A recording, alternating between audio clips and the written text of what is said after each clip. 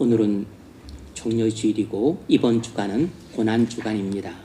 고난주간은 주님이 우리를 구원하시려고 십자가에 달려 돌아가신 것을 기념하면서 그 십자가 사랑을 마음에 특별히 새기는 주간이라고 할 수 있습니다. 고난주간에 십자가 사랑을 깊이 깨닫는 은혜가 있기를 바랍니다. 오늘 본문에 기록된 이 장면은 주님이 얼마나 심한 치욕을 받고 계신가를 알 수 있습니다. 사람들은 예수님을 십자가에 못 박으라고 아우성을 쳤습니다. 그러자 빌라도가 예수님을 끌어다가 채찍질을 했습니다. 그리고 사람들은 예수님 머리에 가시면류관을 씌우고 그리고 뺨을 때리고 또 침을 뱉고 조롱을 했습니다. 하나님의 아들이 인간 법정에 서서 사형 언도를 받았습니다. 인간이 받을 수 있는 모든 모욕과 수치와 그리고 조롱을 받았습니다.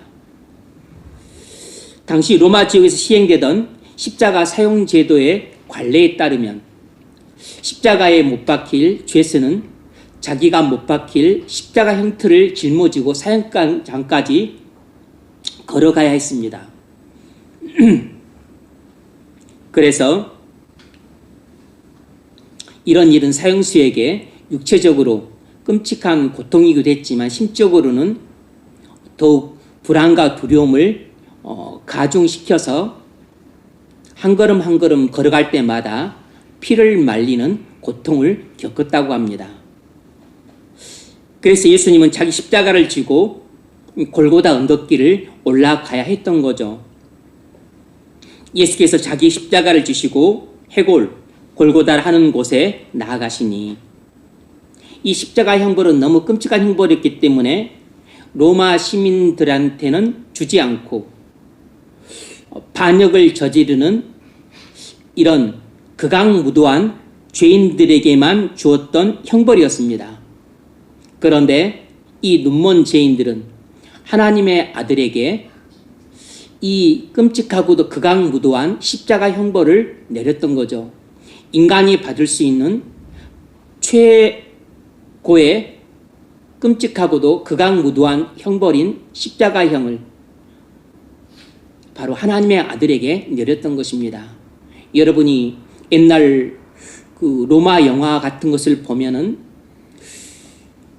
로마 군이 이방 나라를 침략했었을 때 항복을 하면 살려둡니다.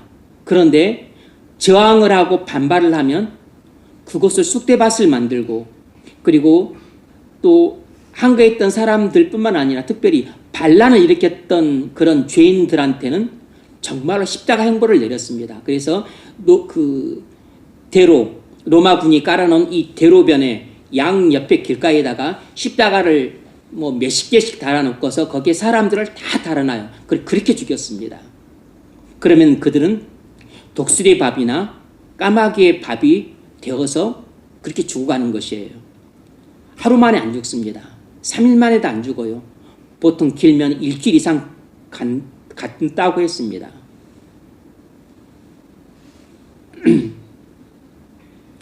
하나님의 아들은 이 폐역한 죄인들의 천인공노할 악하고 불의한 형벌을 도살장에 끌려가는 어린 양처럼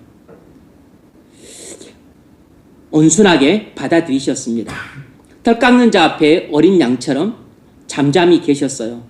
이런 일이 일어날 것이라는 것을 800년 전에 이사야가 미리 예언을 했습니다. 이사야서 53장 7절을 보면 그가 곤욕을 당하며 괴로울 때에도 그의 입을 열지 아니하였으며, 이것은 빌라도 법정에서 신문을 받을 때 열지 않았다는 거죠. 입을 열지 않았다는 것입니다. 마치 도수장으로 끌려가는 어린 양과 털 깎는 자 앞에 잠잠한 양같이 그의 입을 열지 아니하였도다. 빌라도가 신문할 때도 예수님이 대꾸를 하지 않았어요. 도살장에 끌려가는 양처럼 입을 다물고 털 깎는 자 앞에 양처럼 입을 닫고 계셨다는 것입니다. 그는 곤욕과 신문을 당하고 끌려갔으나 법정에 끌려가고 그리고 사형장으로 끌려갔다는 거죠. 예수님은 십자가에 못 박으라고 외쳤던 유대인을 만드시고 자기 백성 삼으셨던 하나님이십니다. 예수님은 자신을 채찍질하고 그리고 십자가에 못 박고 그리고 창으로 옆구리를 찔렀던 로마 군인들을 만드시고 그들에게 생명을 주시고 호흡을 주시고 그들에게 의식주를 주시고 그들의 모든 필요한 것을 공급해 주셨던 창조주시요 만유의 대주제셨습니다. 그러나 그들은 눈먼 죄인들이라서 자신들이 십자가에 못 박은 예수님이 하나님의 아들이시고 만왕의 왕이시고 만유의 대주시라는 사실을 전혀 알지 못했습니다. 이처럼 사람이 눈이 멀게 되면 자신이 끔찍하고 흉악무도한 죄를 저질러도 그것이 끔찍하고 흉악무도한 죄라는 사실을 전혀 모를 수 있습니다. 그래서 이 세상에서 가장 위험한 일은 우리의 영적인 눈이 머는 것입니다. 여러분, 유대인과 로마인들이 바로 우리 자신이라는 사실을 아십니까? 렘브란트는 십자가에 달리는 그리스도라는 작품을 통해서 하나님의 아들을 십자가에 못 박는 로마 군인들 중에 한 명의 얼굴에 자기 얼굴을 그려 넣었습니다. 이 사실은 렘브란트는 하나님의 아들을 십자가에 못 박아 죽인 장본인이 바로 자신이라는 사실을 깨달았기 때문이에요. 내가 바로 예수님을 십자가에 못 박아 죽인 죄인이라는 이 진리를 깨달았기 때문에 바로 로마 군인들 중 한 명 얼굴에 자기 얼굴을 새겨 넣었던 겁니다. 우리가 눈먼 죄인들이라서 우리를 구원하러 오신 하나님의 아들을 몰라보고 증오와 분노에 사로잡혀 십자가에 못 박아 죽였습니다. 그러므로 우리의 죄는 바다보다 깊고 하늘보다도 높아요. 우리가 하나님의 아들을 십자가에 못 박아 죽인 죄는 인류가 범한 모든 죄를 합친 것보다도 훨씬 더 크고 무겁습니다. 주님은 십자가 형틀을 짊어지고 오늘 본문을 보면 골고다 언덕길을 올라가고 계십니다. 뭘 알 수 있습니까? 첫 번째로 알 수 있는 것은 십자가 형틀을 짊어지고 골고다 언덕길을 올라가고 있는 주님의 모습을 통해서 우리가 깨달을 수 있는 진리는 주님은 우리를 사랑하신다는 것입니다. 주님은 자기 자신보다도 우리를 더 사랑하신다는 것이에요. 주님은 온 세상보다도 온 우주보다도 우리를 더 사랑하신다는 것입니다. 주님이 어깨에 짊어지신 것은 자신이 못 박히실 무거운 십자가 형틀이었습니다. 주님은 채찍에 맞아 살이 패어서 상처투성이 된 어깨로 그 무겁디 무거운 십자가 형틀을 짊어지고 골고다 언덕길을 힘겹게 올라가고 계셨습니다. 그래서 기진맥진하셨어요.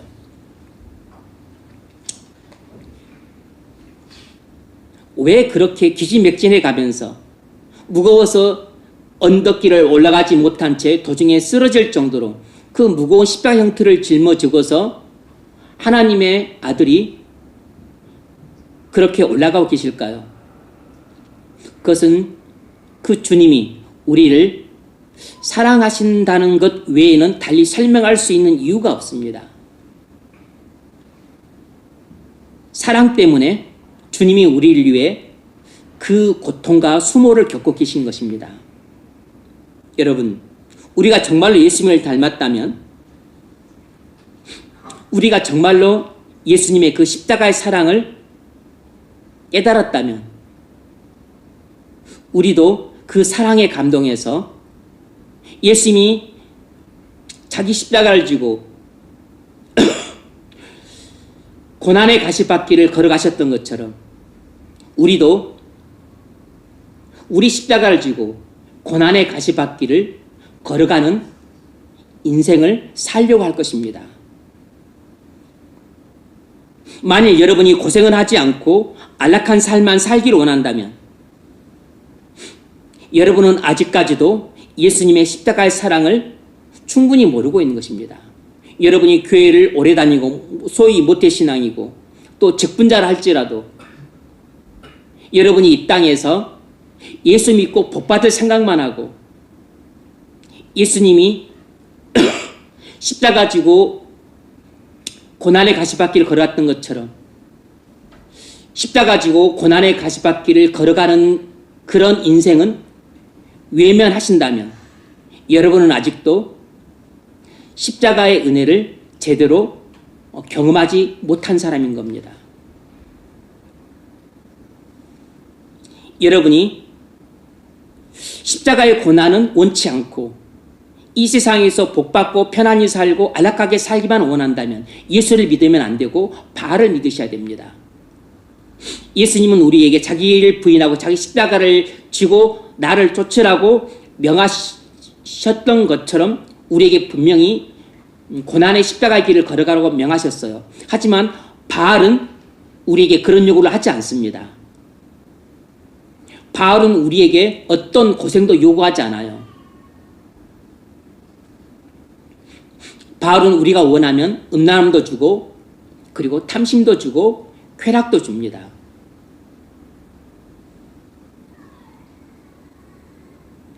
그리스도께서 꽃길이 아니라 십자가 지고 고난의 가시밭길을 걸어왔던 것처럼 마찬가지로 우리가 그 주님의 십자가의 사랑을 깨달은 사람이라면 우리도 주님처럼 꽃길이 아니고 주님 걸어가신 그 길, 고난의 가시밭길을 걸어가야 마땅한 것입니다. 주님이 우리를 사랑해서 꽃길이 아니고 고난의 가시밭길을 걸어가셨습니다. 그러므로 우리가 주님의 사랑을 알고 우리도 주님을 사랑한다면 주님을 사랑하기 때문에 꽃길이 아니고 자기 십자가를 지고 고난의 가시밭길을 걷고자 하는 것입니다. 여러분 카타콤 아시죠? 초기 기독교인들이 로마 제국의 박해를 피해서 숨어 살았던 지하 묘지를 카타콤이라고 부릅니다. 이 로마 제국 안에는 이 카타콤이라고 하는 지하 묘지가 여러 곳에 산재해 있습니다. 뭐 로마 근처에도 있고 뭐 파리에도 많이 있어요. 그리고 또 소아시아 지역에도 많이 있습니다. 갑바도기아라든지. 그런데 이 카타콤은 어떤 곳은 지하 4층, 5층 될 정도로 아주 깊고 그리고 구조도 복잡하고 그곳에는 예배당도 있고 뭐 숙소도 있고 그리고 곡식 저장소도 있고 뭐 또 통로도 있고 또 거긴 또 지하 묘지니까 또 많은 사람들의 그 묘지도 있어요. 갑바도기아에 있는 카타콤에는 무려 2,000명 정도가 함께 모여서 생활할 수 있는 그런 공간이 있다고 알려져 있습니다. 그리고 로마 근처에 있는 카타콤에는 10만 명 정도의 그리스도인들의 그 지하 묘지가 있다고 해요. 그런 정도로 그 카타콤에는 많은 사람들이 무려 주후 60년부터 기독교가 공인되기 있던 313년까지 약 250년 가까이 초기 기독교인들이 로마 제국의 박해를 피해서 이 카타콤이라고 하는 지하 묘지에 모여서 생활을 했었습니다. 여러분, 인간다운 삶을 살기 어려웠겠죠. 그것은 햇빛도 잘 들지 않습니다. 얼마나 제대로 먹었겠어요. 밖에서는 음주 가무를 하고 또 제대로는 직장 생활도 하고 하는데 그들은 박해를 피해 숨어서 피신해야 됐기 때문에 제대로 직장생활을 하기도 힘들고 또 의식주를 제대로 챙기기도 어려웠을 겁니다. 하지만 그곳에서 그들은 밤에 모여서 예배를 드렸어요.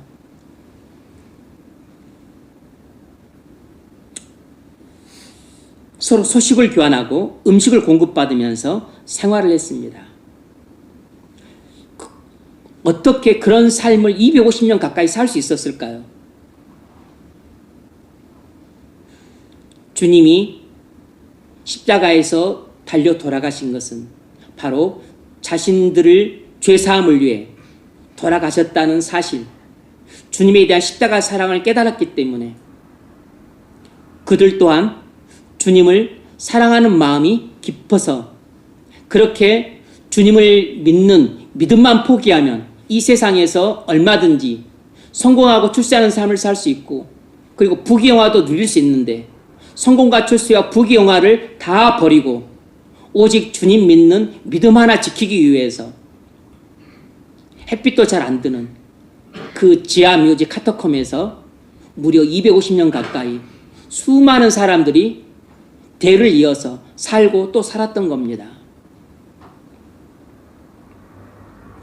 그리스도께서 이 세상에서 꽃길이 아니라 자기 십자가를 지고 고난의 가시밭길을 걸어왔던 것처럼 초기 그리스도인들은 250년 동안이나 편안하고 안락한 꽃길이 아니고 자기 십자가를 지고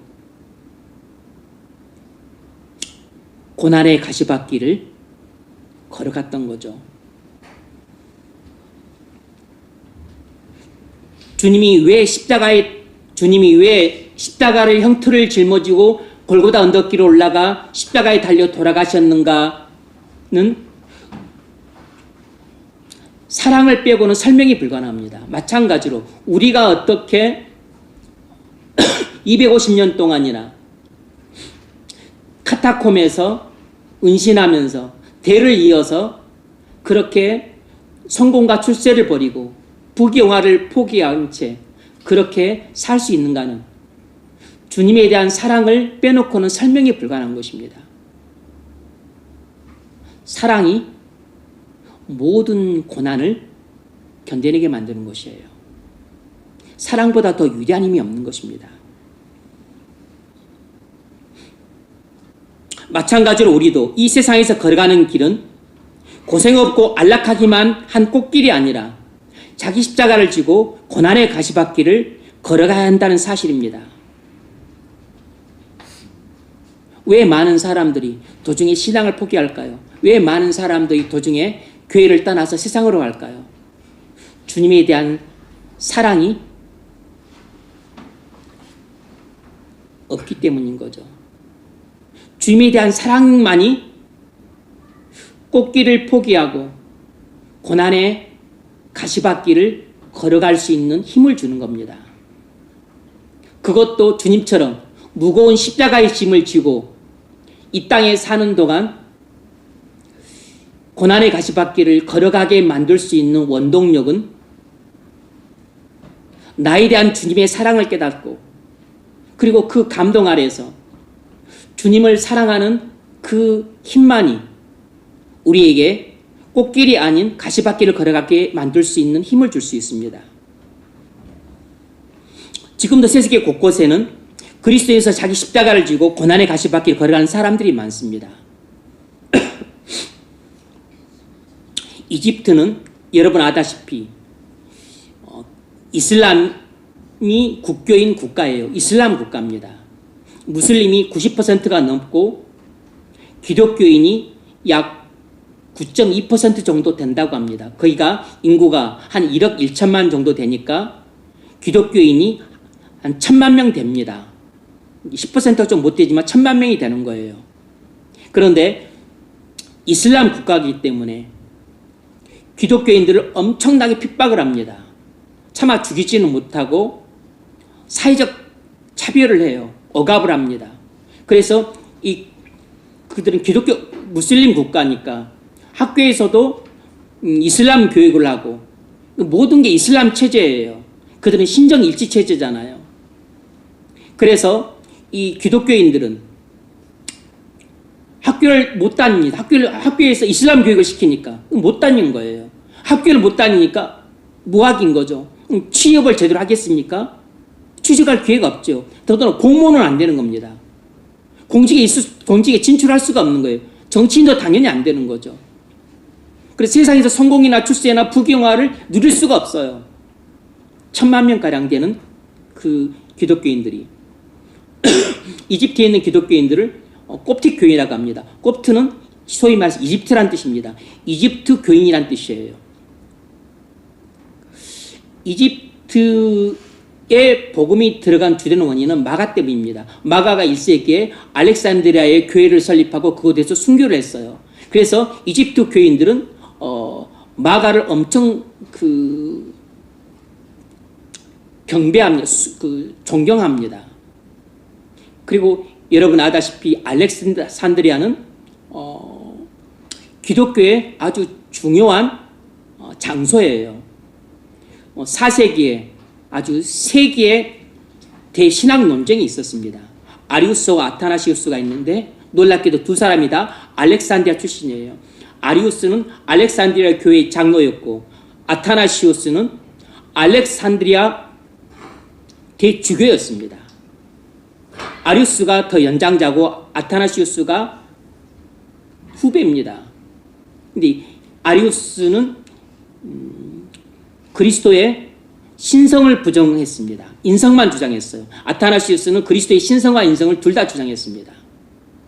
325년 니케와 종교회의에서 아리우스 견해가 채택이 되어서 아타나시우스 견해가 채택이 되어서 아리우스는 이단으로 정죄를 받았습니다. 이 이집트 교회는 니케아 종교회에서 결정된 이 삼일체 교리를 그대로 이어받은 교회예요. 정통 교회입니다. 보통 콥틱 정교회라고 부르는데 그래서 그들의 그 신앙이 얼마나 순수하고 정결한지 모릅니다. 그들은 제대로 변변한 교육도 못 받고 취업도 못 합니다. 어떻게 살까요? 찢어지게 가난하게 살아요. 약 4만 명 정도의 그 기독교인들이 이집트 수도 카이로 외곽에 모여 사는데 그것은 쓰레기 마을이에요. 카이로에서 그 수거된 모든 쓰레기가 그곳에 모입니다. 그러면 그들은 쓰레기를 수거하고 그리고 또 분리수거하면서 그것으로 생계를 유지해요. 쓰레기 더미를 헤집으면서 남자들은 쓰레기를 운반하고 여자들은 분리수거하고 해서 괜찮은 것은 먹고 또 봉지째 들어있는 빵이라든지 또 괜찮은 물건들은 또 팔고 그리고 좀 상한 음식들은 짐승들에게 먹이고 그렇게 냄새나는 쓰레기 마을에서 그렇게 살아가요. 그러니 얼마나 가난하게 살겠습니까? 그 성지순례를 가면은 이집트에서 쓰레기 마을을 둘러본다고 해요. 근데 그곳에는 커다란 동굴이 있는데 거기에는 성시몬 동굴교회라고 하는 쓰레기 마을과는 엄청 분위기가 다른 엄청나게 웅장하고 그리고 아름답고 화려한 성시몬 동굴교회가 있는데 약 2만 명 정도 수용할 수 있는 중동 최대의 예배당으로 알려져 있습니다. 그곳에서 그들이 모여서 예배를 하는 것이에요.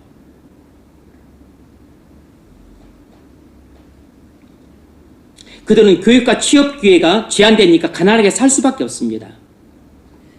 이집트 기독교인들은 세상에서의 모든 성공과 출세를 다 포기했습니다. 오직 하나 예수 믿는 신앙을 지키기 위해서 그 멸시받는 쓰레기 마을에 모여서 살고 있는 것이에요. 수백 년간을 이집트를 무슬림들이 점령한 이후부터 그들은 마가가 1세기에 가서 복음을 전했기 때문에 벌써 그들이 기독교를 믿은 지 2000년이 지났잖아요. 우리는 얼마 지났죠? 우리는 140년 지났습니다. 140년. 그들은 2000년이 지났어요. 2000년. 그런데 무슬림 그 세력들이 8세기에 일어났으니까 8세기 어간에서 이집트까지 점령했을 거라고요. 그러니까 8세기부터 지금 21세기니까 무려 1300년 가까이를 그렇게 핍박을 받으며 살고 있는 것이에요. 1300년 가까이를. 그들은 이 땅에 사는 동안 완전히 부귀영화를 포기했습니다. 잘 먹고 잘 살고 안락하게 사는 것을 그들은 완전히 포기한 것이에요. 뭐 한 거죠? 이집트 기독교인들은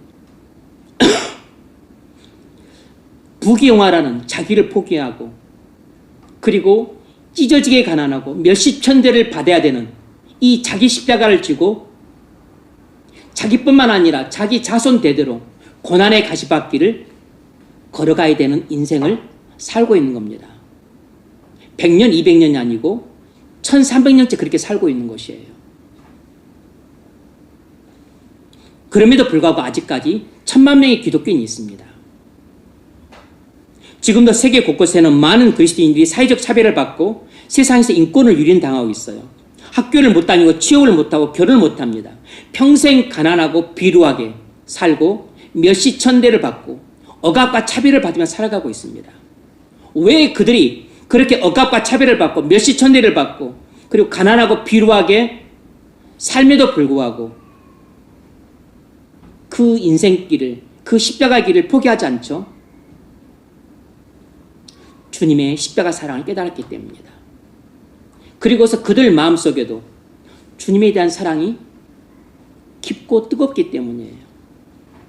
그래서 쓰레기 마을에서 쓰레기 취급을 받으며 평생 산다 할지라도 예수 믿는 기독교 신앙만큼은 결단코 포기할 수 없는 것입니다.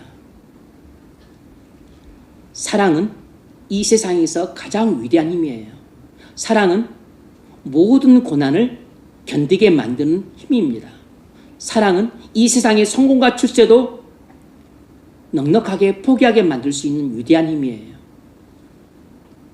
여러분이 그리스도인에서 믿음의 길을 걷는다는 이유로 사람들의 비웃음을 받고 반대 속에서 여러 가지 불이익을 겪고 손해를 본 적이 있습니까? 만약 그렇다면 속상해하지 말고 기뻐하십시오. 그것은 여러분이 주님의 사랑을 깨달았다는 증거고 여러분이 정말로 주님을 마음속으로 사랑한다는 증거가 될 수 있습니다. 여러분이 주님처럼 자기 십자가를 지고 고난의 가시밭길을 걸어가고 있는 것이에요. 수치스럽게 생각하거나 우려하지 말고 주님 걸어가시는 길을 여러분도 걸어가고 있다는 것을 기쁘게 여기십시오. 주님이 우리 앞서 십자가를 지고 골고다 언덕을 쓰러지며 올라가셨기에 지금 우리가 지고 있는 십자가가 얼마나 무겁고 힘이 드는지 누구보다 잘 알고 계십니다. 여러분이 주님의 말씀에 순종해서 무거운 십자가를 지고 가는 것을 불쌍히 여기는 마음으로 지켜보고 계세요. 주님이 주신 십자가를 지고서 가시밭길을 걷느라 경제적으로 어려움에 처한 여러분을 주님께서 외면하지 않으십니다. 하나님의 아들이 직접 십자가 형태를 짊어지고 골고다 언덕 위를 올라갈 거란 사실을 천사들조차 알지 못했습니다. 하늘의 천군 천사들의 경비와 찬송을 받으시고 영광 가운데 계셨던 하나님의 아들이 자신을 반역하고 대적했던 우리를 위해서 그런 십자가 능력을 당하실 것이라고 누가 상상인들 했겠습니까? 그러나 주님은 아무짝에도 쓸모없는 우리를 죄와 형벌에서 구원하시기 위해 골고다 언덕을 한 걸음 한 걸음 올라가셨습니다. 주님이 십자가 형틀을 짊어지고 골고다 언덕을 올라가셨던 그 한 걸음 한 걸음 속에는 우리에 대한 진정한 사랑이 배어 있는 겁니다. 십자가를 어깨에 짊어지고 골고다 언덕을 올라가는 주님의 모습을 보면서 여러분에 대한 주님의 사랑에 눈을 뜰 수 있기를 바랍니다. 주님이 십자가 형틀을 짊어지고 골고다 언덕을 올라가고 계십니다. 이 모습을 보면서 여러분에 대한 주님의 사랑에 대해서 눈이 열리셔야 됩니다. 몇 년 전 10수년이 됐습니다. 어느 겨울에 미국에 사는 한국계 미국 남성이 미국 여성과 결혼을 해서 가정을 이루었습니다. 그래서 어느 겨울 절 살림으로 휴가를 갔다가 갑자기 폭설이 내려서 차가 외진골에서 고립이 되었습니다. 조금밖에 남지 않은 먹을거리를 자신은 먹지 않고 아내와 두 딸에게 먹였습니다. 그런데 도저히 가만히 있다가는 위험해질 것 같고 누가 도로 올 것 같지 않아서 그가 어두운 밤이고 지금 막 폭설이 내리고 있어서 한치 앞을 내다보기 힘들었지만 처자식을 그냥 얼려 죽일 수 없었기 때문에 살려야 되겠다는 일념을 갖고 구조를 요청하러 나갔어요. 근데 그날 밤에 남편은 돌아오지 못했습니다. 그런데 얼마 시간이 지나서 구조대가 이 고립된 차를 발견하고 그 아내와 두 딸을 구했어요. 나중에 남편을 발견했는데 그 차로부터 800m 떨어진 곳에 남편이 쓰러져 얼어 죽어 있는 걸 발견했습니다. 남편이 처자식을 구하겠다고 도움을 청하러 나갔는데 800m밖에 못 간 것이 아니라 800m를 가면서 삥삥 돌았던 겁니다. 방향을 못 잡고 삥삥 돌았던 것이에요.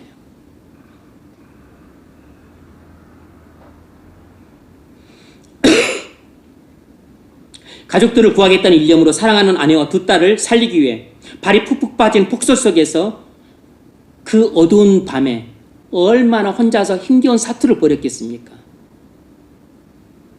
그 눈보라치는 어두운 밤길에 그의 발자국마다 처자식에 대한 사랑이 깊게 배어 있었을 겁니다.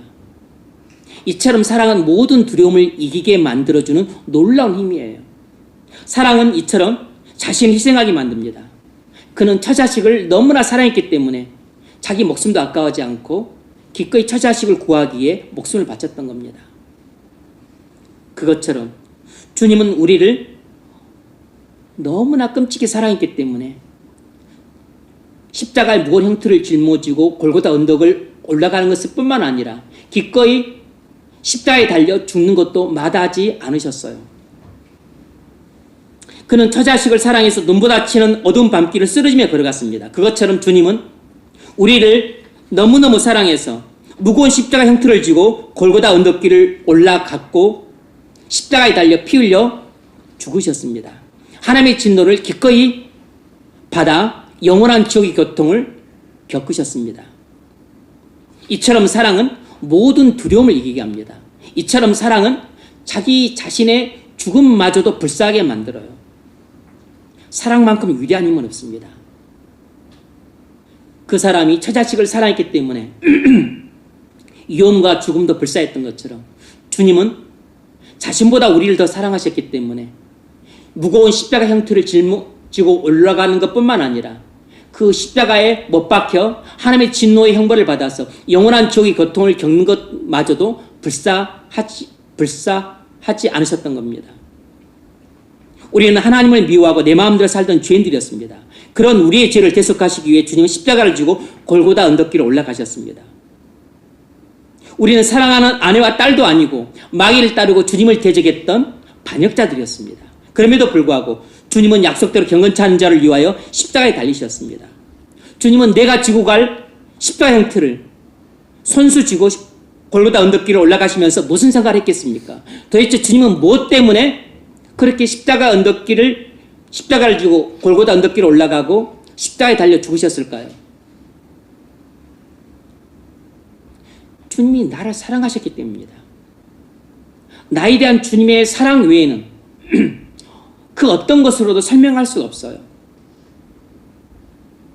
그러면 우리는 오늘 본문에서 십자가의 무거운 형틀을 짊어지고 골고다 언덕길을 올라가시는 주님의 모습을 보면서 우리는 딱 한 가지를 깨달아야 됩니다. 나에 대한 주님의 사랑이 얼마나 넓고 길고 그리고 높고 깊은가를 알아야 됩니다. 나에 대한 주님의 사랑은 우주보다도 넓고 바다보다도 깊은 것입니다. 작은 것은 말합니다. 1m 말할 수 있어요. 1만 킬로 말할 수 있습니다. 지구에서 태양까지 거리 1억 5천만 킬로미터 이것도 말할 수 있어요. 뭐 일광년, 뭐 우주 크기가 뭐 135억 광년이라 그랬나요? 135억 광년. 그런데 여러분, 이것보다 더 길면 단위를 잴 수가 없습니다. 주님의 사랑은 너무 크기 때문에, 너무 무겁기 때문에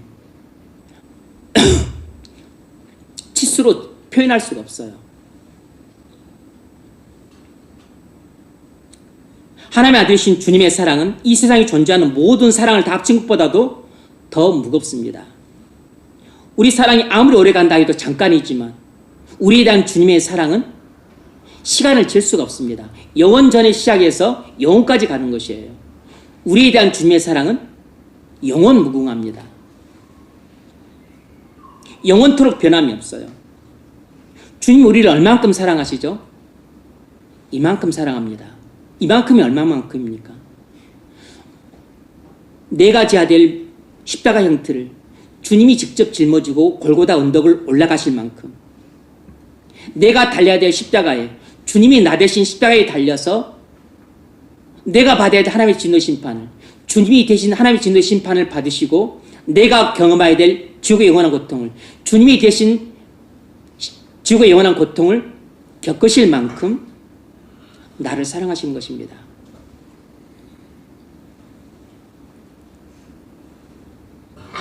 우리를 위해 사람이 되시고 죄인의 누명을 쓰시고 채찍에 맞고 가시면류관을 쓰시고 십자가를 지고 골고다를 올라가시고 십자가에 달려 하나님의 진노의 심판을 받아 피 흘려 죽으실 만큼 우리를 사랑하시는 것이에요.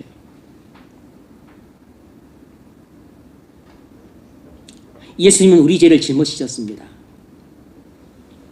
주님이 어깨에 짊어진 십자가는 주님이 우리의 많은 죄를 짊어지신 것을 상징합니다. 주님이 어깨에 짊어진 십자가는 주님이 어깨에 친히 짊어지신 우리의 많은 죄악들을 상징해요. 그 무거운 십자가의 형틀은 우리의 죄짐입니다. 주님이 어깨에 짊어지고 골고다 언덕길에 올라가셨던 그 무거운 십자가 형틀은 주님이 우리 어깨에 짊어지신 우리의 죄짐이에요. 우리의 죄짐이 그렇게 무거운 것입니다. 주님이 어깨에 지신 십자가의 형틀의 무게보다도 주님이 어깨에 짊어지신, 눈에 보이지 않는 어깨에 짊어지신 우리의 죄짐은 무한히 무거운 것이에요. 십자가의 형틀이 무겁다 한들 잴 수가 있죠. 하지만 주님이 어깨에 짊어지신 우리의 죄짐의 무게는 너무 무겁기 때문에 잴 수가 없어요.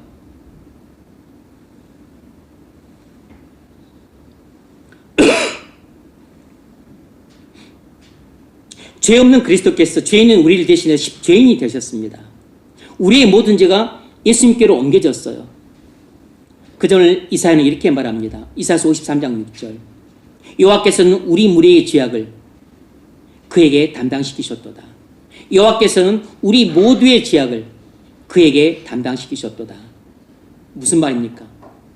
예수님이 우리의 모든 죄짐을 지시고 골고다 언덕을 올라가시고 우리의 모든 죄짐을 지시고 십자가에 달리시고 우리의 모든 죄짐에 대한 하나님의 진노 형벌을 받으시고 십자가에서 피 흘려 죽으셨습니다. 여러분, 하나님은 우리의 모든 죄를 예수님께 옮기셨습니다. 예수님은 우리의 모든 죄를 짊어지고 하나님의 심판을 받아 십자가에서 죽으셨어요. 그러므로 우리의 모든 죄악은 그리스도의 대속으로 말미암아 십자가에서 완전히 없어졌습니다. 우리는 이 사실을 믿을 때 우리의 모든 죄악을 용서받습니다. 그러므로 십자가에서 그리스도의 대속이 이루어졌음을 믿으십시오. 예수님의 십자가의 대속의 피로 말미암아 여러분의 모든 죄가 없어졌습니다. 예수님이 여러분의 모든 죄짐을 지고 하나님의 진노의 심판을 받으심으로 여러분의 모든 죄값을 치르셨어요. 여러분의 모든 죄가 십자가에서 도말되어졌습니다. 이것을 믿으십시오. 믿을 때 죄사함을 받습니다. 믿을 때 모든 죄가 없어져요. 여러분, 죄로 인한 고통과 절망에서 벗어나고자 하십니까? 여러분을 짓누르는 죄짐을 벗고 죄 세방된 기쁨을 맛보기를 원하세요? 지금까지 노력했음에도 불구하고 그 모든 노력이 다 실패로 끝나서 낙심하십니까? 여러분, 노력하지 말고 믿으십시오.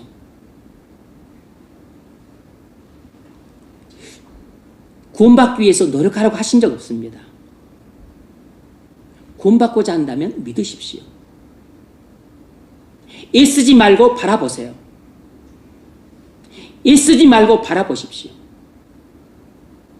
그리스도가 달린 십자가를 바라보세요. 주님이 여러분의 죄짐을 지고 골고다 언덕길을 올라가고 있는 것을 믿음의 눈으로 바라보십시오. 여러분의 죄짐을 지고 주님이 하나님의 심판을 받아 피 흘려 죽으신 것을 믿음의 눈으로 바라보세요. 십자가에 달린 하나님의 아들을 바라보십시오. 여러분을 짓누르는 죄의 모든 무거운 짐을 하나님의 아들이 이미 다 짊어지셨습니다. 하나님의 아들이 여러분이 죄 때문에 받아야 될 모든 형벌을 십자가에서 다 받으셨습니다. 죄로 죽어야 될 여러분을 대신해서 하나님의 아들이 십자가에서 죽으셨습니다. 그러므로 눈을 들어서 십자가를 바라보십시오. 하나님께서 여러분을 위해 이루신 구원을 바라보세요. 여러분이 해야 할 일은 여러분을 위해 하나님이 이미 행하신 일을 바라보는 것입니다. 여러분이 구원받기 위해서 뭘 할 수 있죠? 여러분이 뭘 하려고 하십니까? 뭘 하려고 하지 말고 하나님이 이미 다 이루신 구원을 바라보시면 됩니다. 구원은 여러분이 노력해서 얻는 게 아닙니다. 구원은 여러분이 애써서 얻는 게 아니에요. 구원은 여러분이 뭔가를 해야만 받을 수 있는 게 아닙니다. 구원은 믿는 것입니다. 구원은 바라보는 것이에요.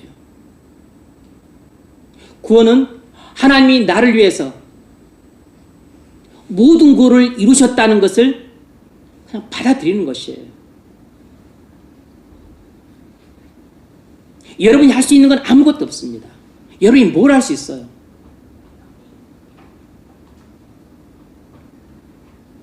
노력하지 말고 믿으십시오. 애쓰지 말고 바라보세요. 노력하지도 말고 애쓰지도 말고 십자가에 달리신 그리스도를 바라보십시오. 십자가에서 이루신 하나님의 구원을 바라보세요. 하나님이 여러분을 사랑하사 여러분을 구원하기 위해 십자가에서 모든 구원을 이루셨습니다. 그 구원을 믿으시면 됩니다. 그 구원을 바라보세요. 무거운 죄짐을 지고 골고다 언덕을 올라가는 하나님의 아들을 바라보십시오. 여러분의 죄를 지고 하나님의 진노 심판을 받아 피 흘려 죽으신 십자가를 바라보십시오. 십자가를 바라볼 때 하나님의 사랑을 깨닫게 됩니다. 정말로 여러분이 십자가를 바라보고 그것이 믿어질 때 하나님의 사랑이 믿어집니다. 하나님의 사랑이 여러분 마음을 덮치게 돼요. 하나님의 사랑에 여러분의 마음이 감동해서 촛밀 녹듯이 녹아지게 됩니다. 그래서 하나님의 사랑에 여러분의 마음이 녹아지고 온전히 새 사람이 되었을 때 내가 비로소 모든 죄를 사함받았다는 것을 깨닫게 됩니다. 그리스도를 바라보세요. 십자가를 바라보십시오. 하나님의 아들을 바라보십시오. 그것이 바로 하나님의 사랑입니다. 하나님의 사랑을 바라보세요. 우리를 위해 이루신 하나님의 구원을 바라보십시오.